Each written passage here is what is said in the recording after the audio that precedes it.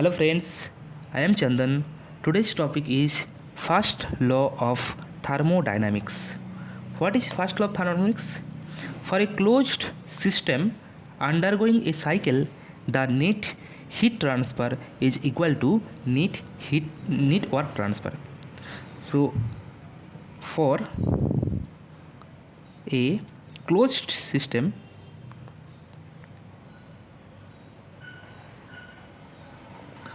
undergoing a cycle,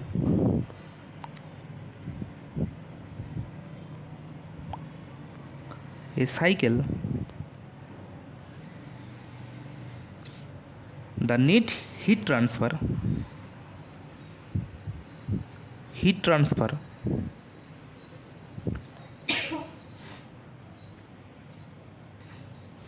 is equal to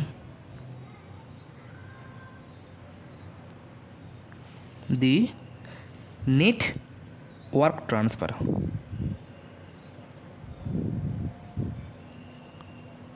So this is first law of thermodynamics. So the formula of first law is that is summation of Q is equal to summation of W. Summation of heat transfer that is equal to summation of work transfer. This is the formula of first law. So this formula is applicable only when it is a cycle. The cycle means this may be a reversible cycle or irreversible cycle. Reversible or irreversible.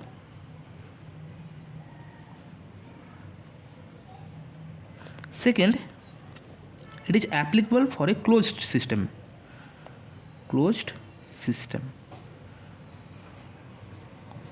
Now, so another formula that is, you can remember this formula, that is del Q that is equal to dE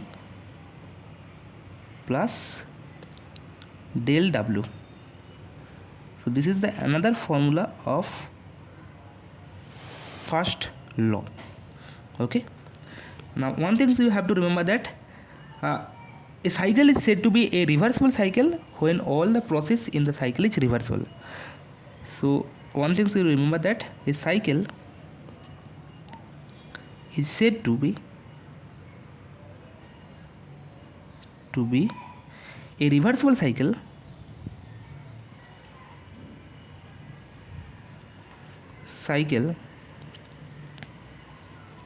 only when all the process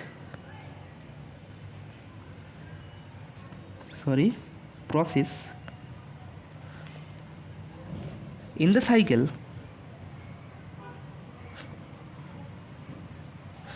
are reversible.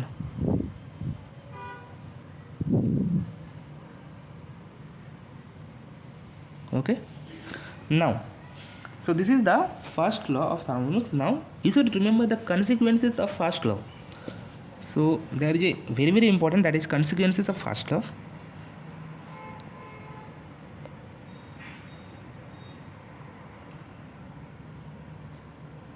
Consequences of first law, very important.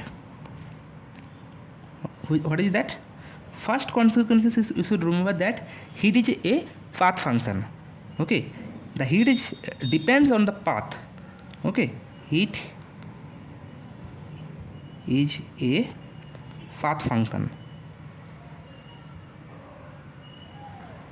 This is the first consequences. Second consequences is that is energy is a property. You should remember that energy is a property.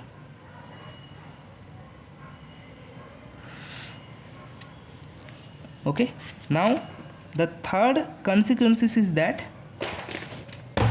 energy of an isolated system remains constant always. Energy of an isolated system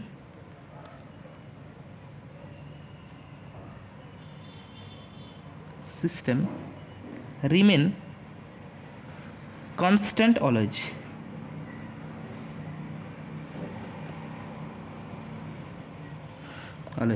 So suppose consider that, so this is our system, consider that this is our system and this is isolated system. Okay, isolated system means this is no heat transfer, this is isolated system. Okay, isolated system means there is no work transfer and there is no heat transfer. Okay, we know the formula, that is del Q, that is to dE plus del W. Okay, so here W is equal to 0 and Q is equal to 0, that's why this is cancel out. So you can say that dE equal to 0. So from here you can say that the initial energy is equal to the final energy. So this is one consideration. And if the kinetic energy and potential energy is neglected, then you can say that initial internal energy that is equal to final internal energy. So this energy is equal to kinetic energy plus potential energy plus internal energy.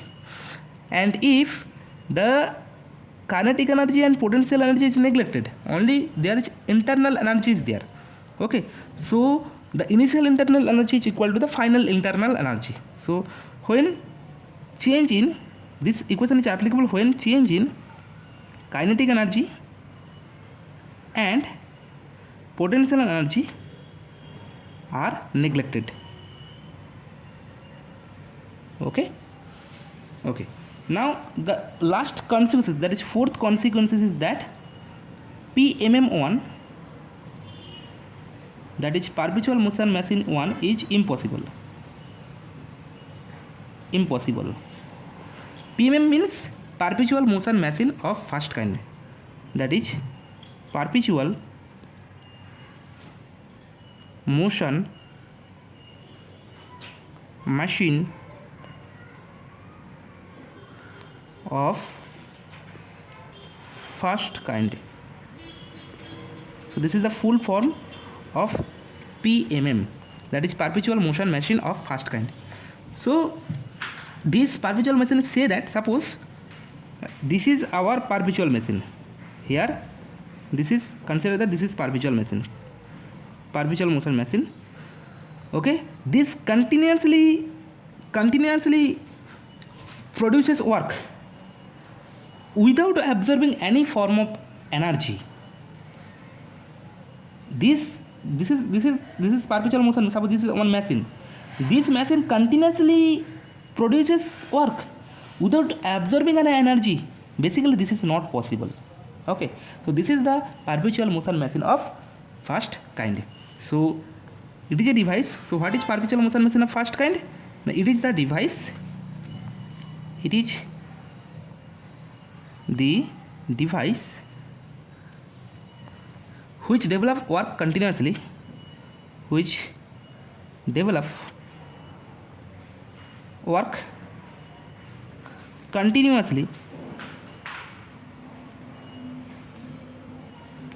without absorbing any other form of energy. Okay, so this is the perpetual motion machine of first kind. It is the device which develop work continuously without absorbing any other form of energy. Okay, thank you.